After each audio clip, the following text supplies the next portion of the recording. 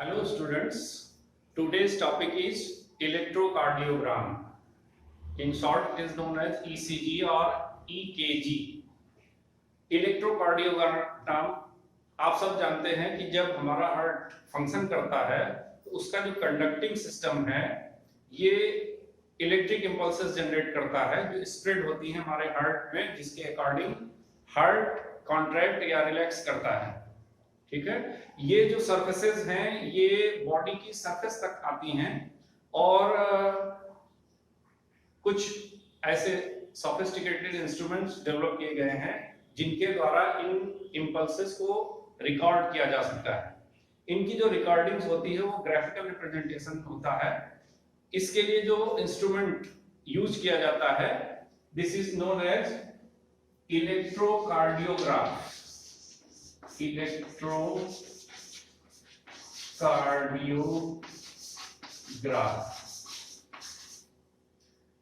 जो स्टार्टिंग में electrocardiograph use हुआ था उसमें 3 इलेक्ट्रोड्स होते थे, जबकि जो इस समय करंटली यूज किया जाता है उसमें 12 इलेक्ट्रोड्स होते हैं। ये जो इलेक्ट्रोकार्डियोग्राफ है, जो पुराने इलेक्ट्रोकार्डियोग्राफ थे उनको एनालॉग इलेक्ट्रोकार्डियोग्राफ बोलते थे, जिसमें एक मोटर के द्वारा रिप्रेजेंटेशन होता था और रिकॉर्डिंग जो होती थी वो पेपर पे डायरेक्टली होती थी।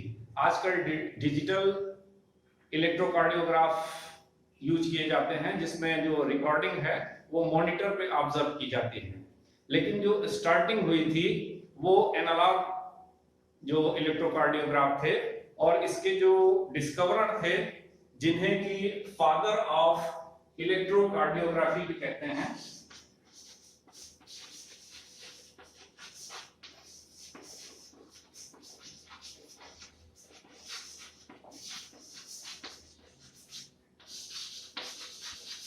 इनका नाम था विलियम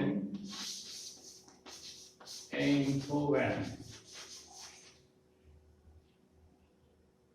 अब ये जो ग्राफिकल रिप्रेजेंटेशन होता है इलेक्ट्रोकार्डियोग्राम में, इसमें सर्टेन वेव्स होती हैं जो एक फिक्स्ड पैटर्न पे आपको दिखाई पड़ती हैं।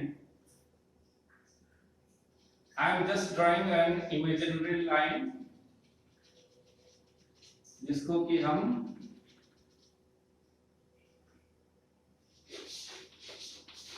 आइसो इलेक्ट्रिक लाइन कह सकते हैं। इसमें जो चेंजेज होते हैं या जो वेव्स जनरेट होती हैं वो कैसे जनरेट होती हैं, इसको समझने के लिए पहले आप एक प्रीव्यू ले लेते हैं।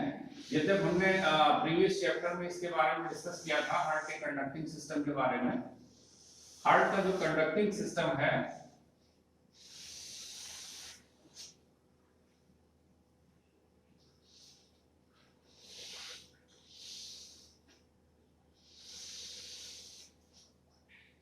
इसमें हम हार्ट की जो स्ट्रक्चर्स की बहुत डिटेल्स हैं वो ड्रॉ नहीं करेंगे,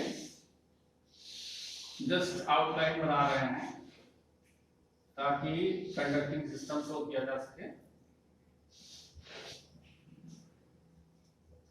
तो कंडक्टिंग सिस्टम में आप जानते हैं this is SA node, sino-auricular node.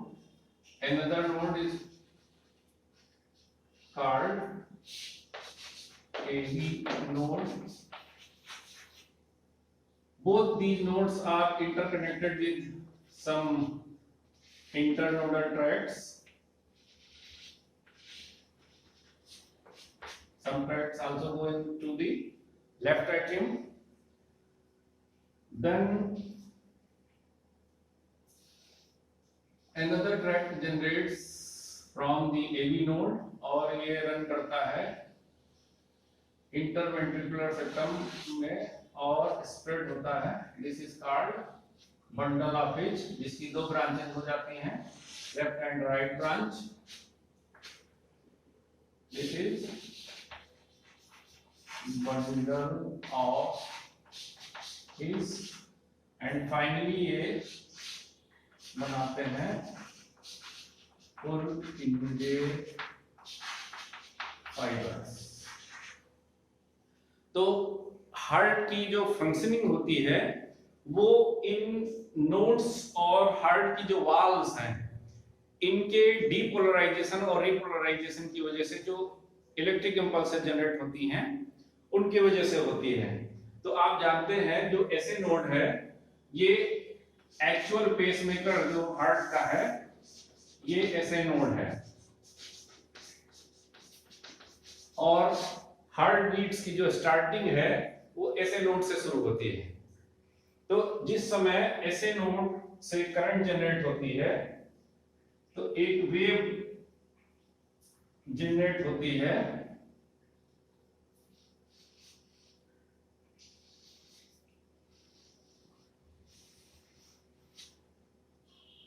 This is called P wave.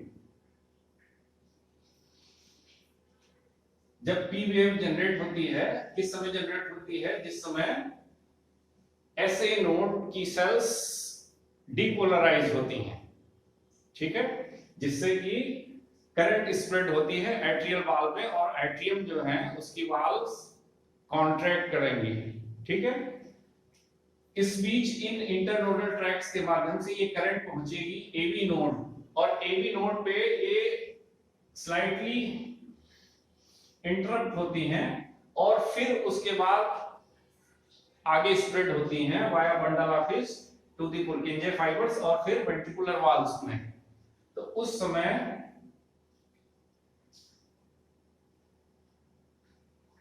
एक करंट का की स्टार्टिंग होती है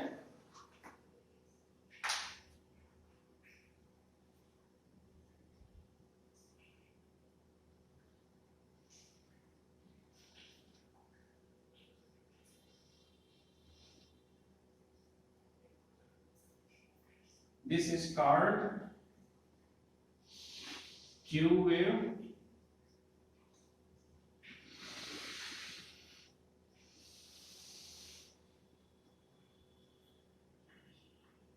this is R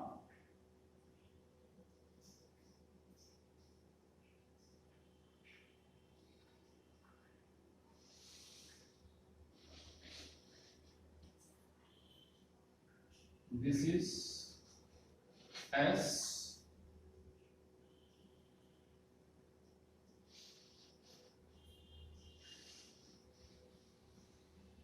and finally this is T wave।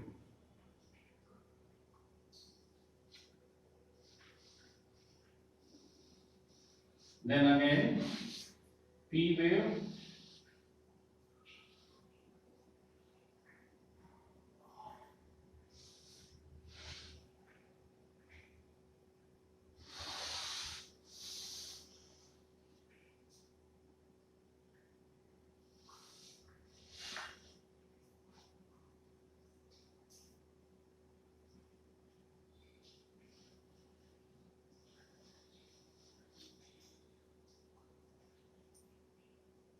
Q R S and T। जब करंट मूव करके एवी नोड पे पहुंचती है और यहां से बंडल ऑफ हिस में जाती है तो पुर्किंजे फाइबर्स के माध्यम से ये स्प्रेड होती है वेंट्रिकल की वाल में। तो वेंट्रिकल की वाल्स में जब ये स्प्रेड होती है उस समय एक वेव जनरेट होती है दिस इज आर वेव और ये क्यू एंड एस वेव इसी में इंक्लूडेड रहती हैं, इसलिए इसको कहते हैं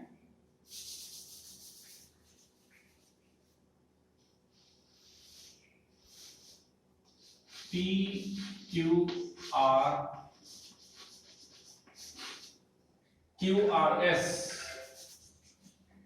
Q R S कॉम्प्लेक्स। तो ये क्यू आर एस कॉम्प्लेक्स किस चीज को रिप्रेजेंट करेगा? ये रिप्रेजेंट करेगा वेंट्रिकुलर कॉन्ट्रैक्शन को, ठीक है, क्योंकि ये किस समय जनरेट होता है जब करंट स्प्रेड होती है वेंट्रिकल्स की वाल्स में, ठीक है। तो ये depolarization of the ventricular valve किसको रिप्रेजेंट करेगा? Depolarization of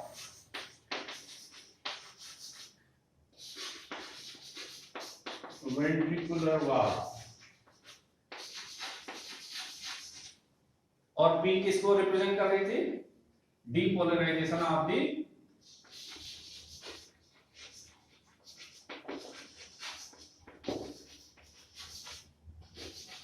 atrial valve. ठीक है। इसके बाद ये जो टी वेव है, ये जो भी डीपोलराइज होती हैं, आप जानते हैं सेल्स ने पहले भी बताया है कि सेल्स लगातार डीपोलराइज और रीपोलराइज होती हैं, क्योंकि एक सर्टेन टाइम के बाद रिदमिकली उनको रीपोलराइज होना है और फिर से डीपोलराइज होना है, जैसा कि इस ग्राफ में भी आप देख रहे हैं। ठीक है। तो ये जो डीपोलराइजेशन और रीपोलराइजेशन है, तो जिस समय रीपोलराइजेशन होता है उस समय भी चूंकि आयंस का मूवमेंट होता है, तो एक और करंट जनरेट होती है, this is called T wave, और ये रिप्रेजेंट करती है वेंट्रिकुलर रीपोलराइजेशन। तो अगर आप इस ग्राफ को देखें तो इसमें आपको क्या चीज दिख रही है? पी वेव दिख रही है, जो रिप्रेजेंट कर रही है depolarization of atrial valve. QRS जो कॉम्प्लेक्स है, ये किसको रिप्रेजेंट कर रहा है? Depolarization of the ventricular valves. और फिर जो टी वेव है, ये रिप्रेजेंट कर रही है ventricular repolarisation.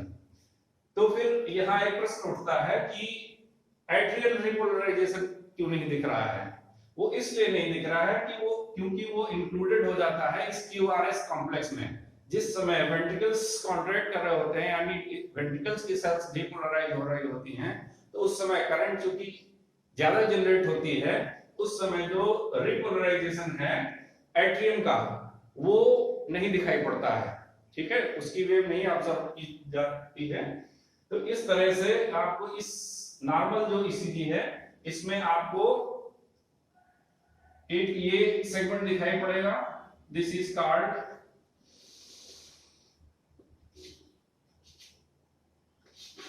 PR interval and this is called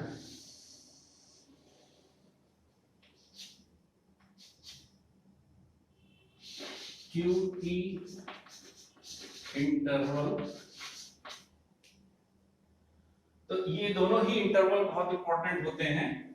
एक निश्चित समय के बाद इसी तरह से एक ये R और R के बीच जो इंटरवल है, ये भी इंपॉर्टेंट होता है, क्योंकि इसके माध्यम से आप नंबर ऑफ इंपल्सेस या हार्ट बीट्स की जो रेट है उसको काउंट कर सकते हैं।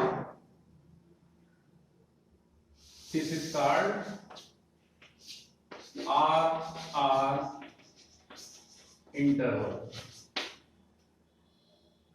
इसी तरह से ये दो सेगमेंट बहुत इंपॉर्टेंट होते हैं, दिस इज कॉल्ड